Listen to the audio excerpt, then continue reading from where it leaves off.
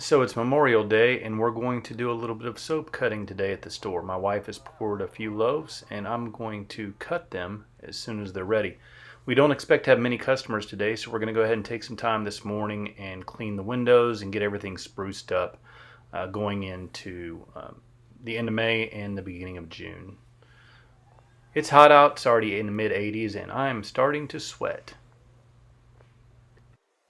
So here are our soaps today. We have 5 single color soaps and 1 3-color soap that we will cut last. So here we're going to do some soap cutting. My wife poured these loaves of soap this morning. So what I'm going to do first is I'm going to shave the edges because I want to give the edge of the soap a nice clean shape. This also takes off of the roughness of the edges of the soap so it doesn't break and leave a mess everywhere. As you can see, things are just kind of flying off of it from where the edges are. We don't want to leave the edges kind of rough like this, so we smooth them out. Next, I'm going to take the soap off and I'm just going to kind of shake some of the extra off, and I'm going to lay it on the cutting board.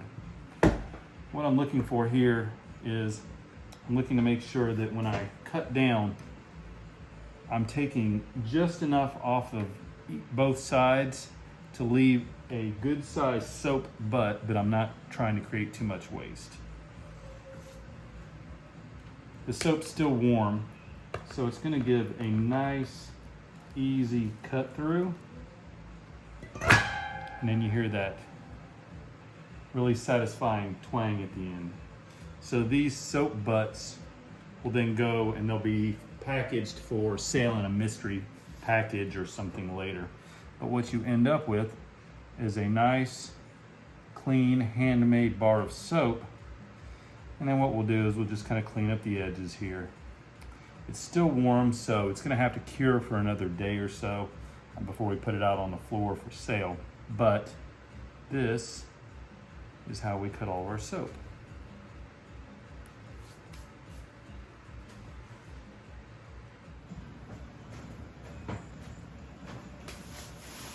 We actually got busy for a little while, so it's now about 1:13 in the afternoon. I think I started this about 11.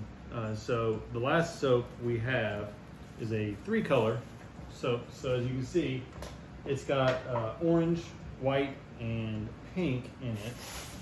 And so it's swirled on top. I'll show you that in a minute, but should have a nice swirl design on the inside.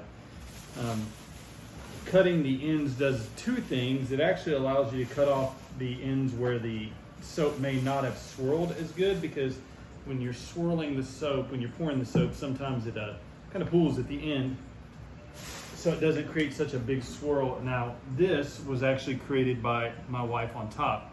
She did that with a couple of sticks. So what I'm going to do is I'll line this up. This one may be a little bit tougher to cut. It started to cool down a good bit. The danger with cooling or cold soap is it hardens, of course, as it cures, and then you can break strings. So I'm going to start this one out slowly. It feels like it's still okay. A little bit of tension on the wires. Yeah, it's almost to the point where I have to put a lot of pressure on it. So anyway, there it is. So as you can see on the end, there's a good bit of white where the swirl didn't quite catch in. You've got the pink and the orange in there. But if you look further in, that's when you start to see that really, really nice pattern. And so that is soap cutting.